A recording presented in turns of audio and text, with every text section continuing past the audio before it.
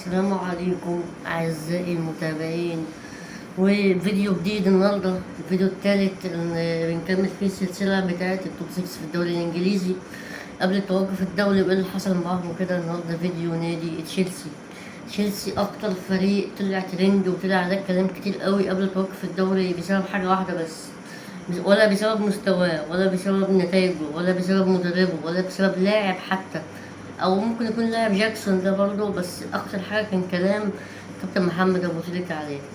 فده اللي هنعرفه النهارده في الفيديو. متنساش لايك وشير وسبسكرايب وتدعمنا في الفيديوهات اللي قبل كده، لايك وشير وسبسكرايب برضه، وتكتب لي في الكومنتات رايك في السلسله اللي احنا عاملينها ديت ومستمرين فيها تقريبا اول مره انفذ وعد او انفذ كلمه يعني هنا على القناه ديت واعمل فيديوهات ورا بعض كده.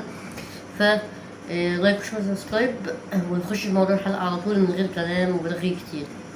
بس A few moments later. السلام عليكم. وموضوع تشيلسي النهارده، تشيلسي قبل التوقف الدولي كان كويس جدا.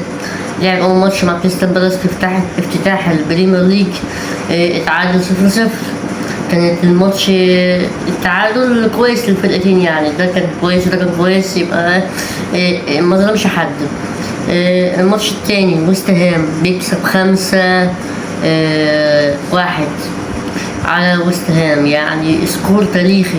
الماتش ده اللي كمان اللي بالمر ادى الصعبونة او خزق الناس كتير قوي في الفانتازي، يعني طلع قبل الماتش ب 10 دقايق تقريبا او 5 دقايق، يعني في اتصاب في التدريبات اللي قبل الماتش واتصاب. وهو ما لعبش كمان ماتش ويست هام وما لعبش ماتش فولهام، يبقى هما لعبوا 3 ماتشات، كسبوا 1 وكسبوا التالت اللي هو ماتش فولهام، واتعادلوا مع كريستال بالاس. معاهم 7 نقط حتى الآن قبل التوقف الدولي. بعد التوقف الدولي عندهم معجنة ماتشات شهر سبتمبر وشهر أكتوبر، سواء في الدوري أو الشامبيونز ليج، بس هيكونوا بقى قادرين قد التحدي ده ولا لأ؟ ماريسكا هيكون عامل ازاي تحت ضغط الماتشات الكبيرة، دوري وشامبيونز ليج وكمان كأس الاتحاد الإنجليزي، فرق ضعيفة شوية، بس بعد كده القرعة بتوقعك مع فرقة في مستواك أقل منك بحاجات بسيطة، فهتشوف هتعمل ايه. ضغط الماتشات كمان والاصابات اللي عندك ديلاب متصاب، عندك بالمر متصاب، لسه مش عارفين بالمر هيلعب ولا لا، هو مستبعد اصلا من قائمه المنتخب الانجليزي حتى. طيب الكلام بقى اللي كان كابتن محمد ابو تريكة بيتكلموا ان هو اصلا من واضح من كلامه ان هو ما بيحبش تشيلسي اصلا، ويعني ما بيسيبش فرصه لما بيحاول ان هو يتكلم عن تشيلسي يعمل اثاره جدل. حتى كان الضيف بيسأله في بينس بولت اللي هو بطل كأس العالم للأندية ومعاه فلوس وكده، قال له إيه يعني؟ أبطال العالم التانيين مش مهمة بالنسبة لهم، دي بطولة مش مهمة وجايب معاك فلوس كتير ولاعيبة كتير والكلام ده كله. طبعا انتوا فاهمين وسمعتوا الكلام قبل كده.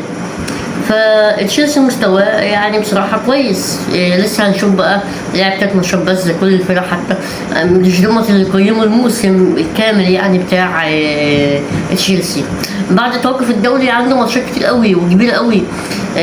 عنده بايرن ميونخ في دوري اوروبا، عنده بنفيكا، عنده ليفربول، عنده مانشستر يونايتد، سواء في الدوري او في الشامبيونز ليج يعني. فدي كلها ماتشات، وعنده كمان برايتون، فدي كلها ماتشات هتحدد بقى تشيلسي رايح فين وهيفنش الدوري في المركز الكام يعني.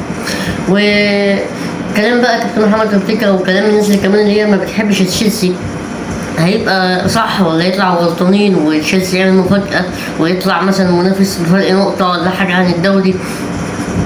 مش بقول ان هم يكسبوا الدوري، بس على الاقل يفضلوا منافسين لحد اخر ماتش، اخر 5-6 ماتشات مثلا، يبقى دي المنافسه لحد اخر نفس، ما يستسلموش بدري، ما يقعوش بدري قوي.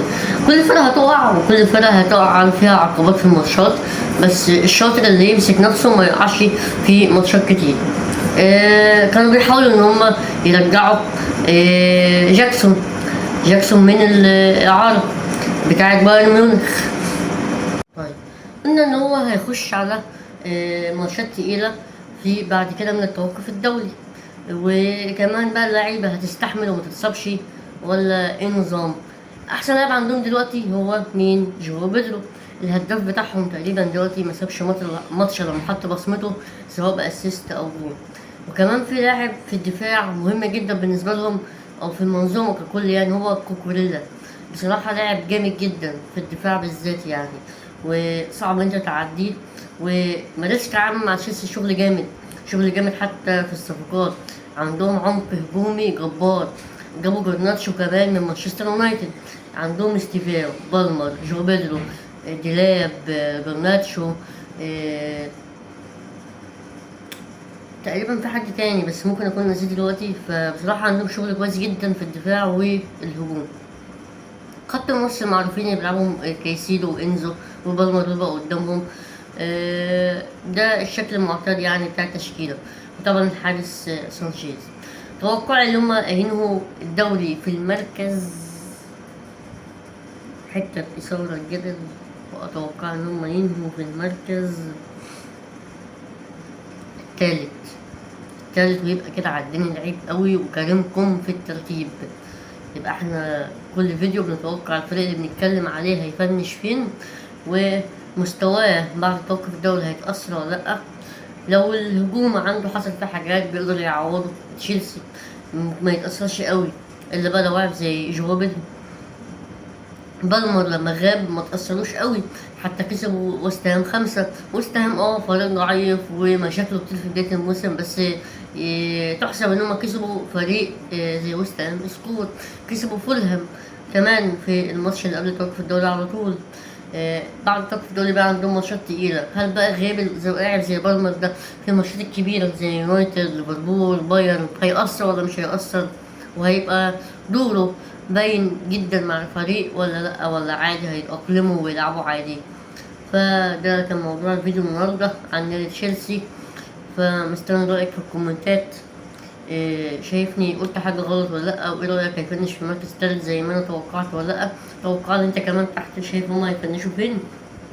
وان شاء الله فيديو كمان الاسبوع ده عن نادي ليفربول او مانشستر يونايتد بقى على حسب التصوير يعني.